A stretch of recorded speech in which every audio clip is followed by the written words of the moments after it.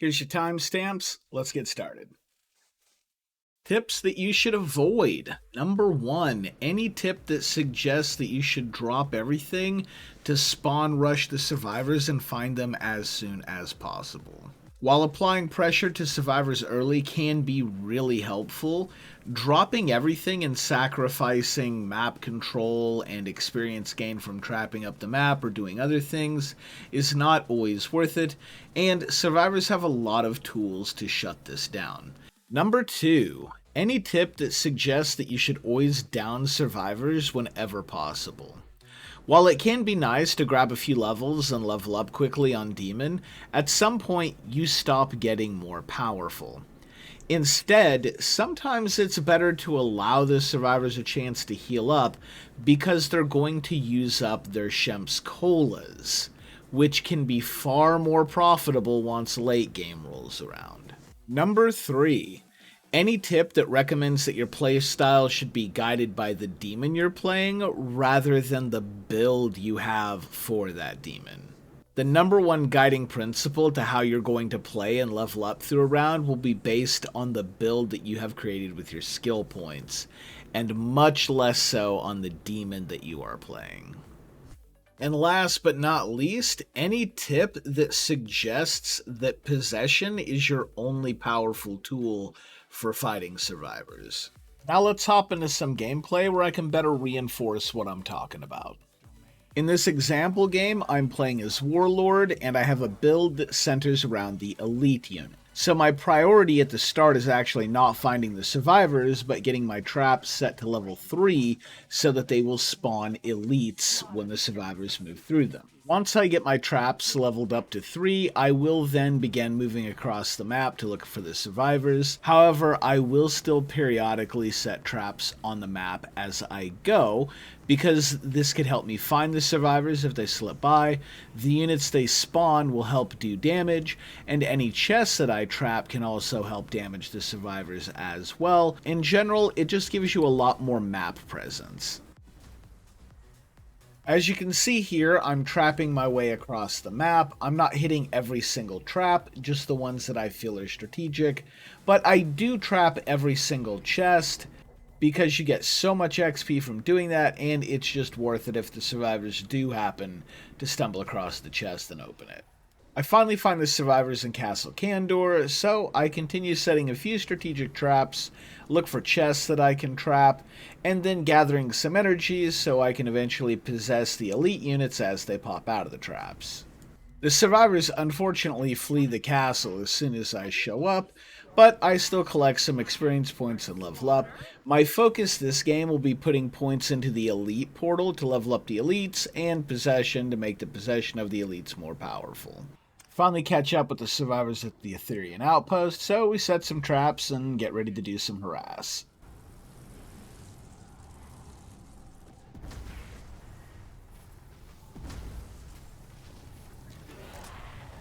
I make a little bit of a misplay here when I lose track of these two survivors. They're able to get ahead of me and open this chest before I can trap it.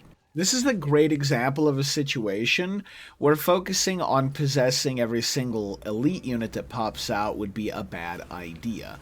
I need to keep up with the survivors and keep ahead of them if possible. If I were to possess every single elite unit, I run into danger of being kited or possibly end up chasing a vehicle down the map while the rest of the survivors get the last map fragment completely unhindered.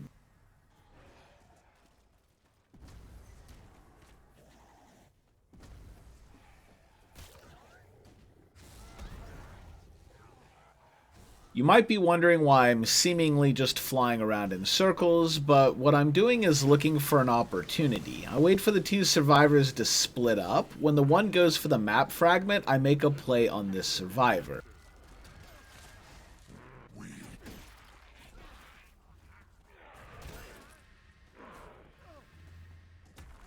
And I'm able to down him pretty easily. However, this is a little bit of a misplay because I'm not under-leveled. I'm actually pretty on track level-wise. It would have been better had I gave him enough room to heal, because he would have used up his Shemp's Cola. Later down the road, I play this much better as I intentionally give them breathing room, which forces them to use their colas. If the survivors opt to not heal, then I get to engage a bunch of low health survivors on the objective and possibly just win outright.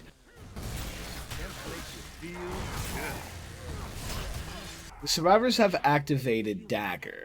Pay attention to how I play this and how I get someone very low, but instead of downing them, I always switch targets at the last second, and I'm just trying to maximize how many colas I can force these survivors to burn.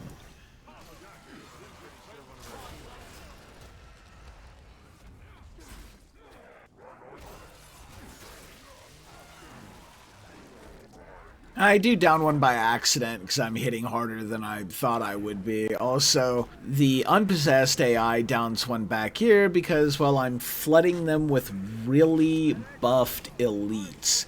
And even unpossessed, these are just very hard to deal with. Again, possession's not your only powerful tool.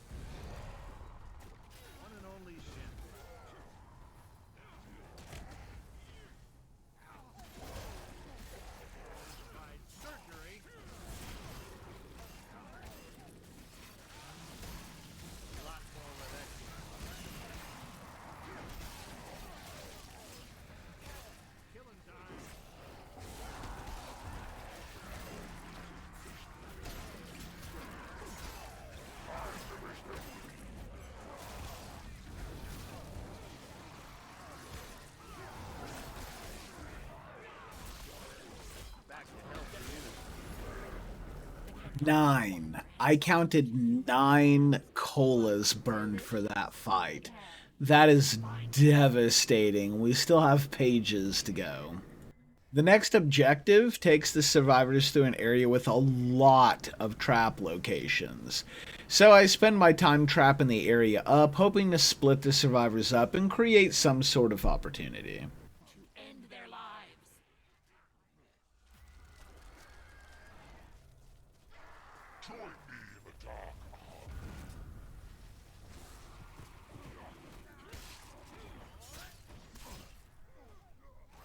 I did not manage to create an opportunity. I think I probably just played it too sloppy. So I focus on this fight where I burn 5 more Shemp's Colas. That's 15 that I've forced for the game so far.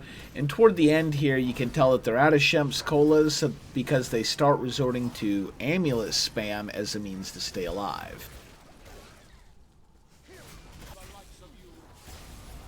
Some demons may look at this position and feel like the game is unwinnable because they haven't been able to kill a single survivor to this point, but I look at this and see, wow, what a devastatingly huge advantage. The survivors are now going to be forced to scavenge for supplies on their way to Dark Ones, which gives me a bigger opportunity to harass them, all while the Wall of Fog closes in on them.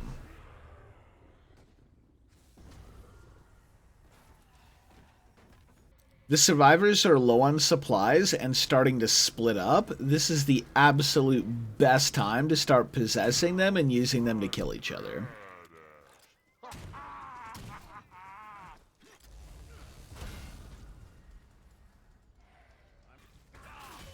At this stage of the game, actually downing a survivor is extremely powerful. That's because it causes a massive amount of delay while the Wall of Fog closes in. buddy. You know, like the old... You gotta get up and hold it together, or we are all dead.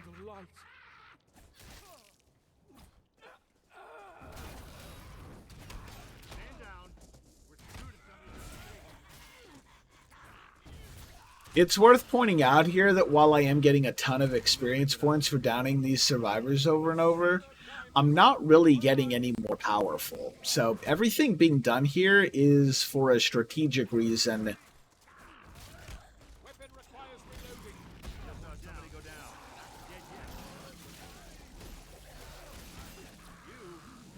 Not dead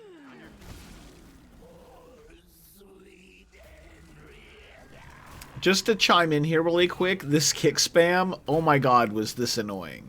Props to this survivor for such quick thinking in such a dire situation.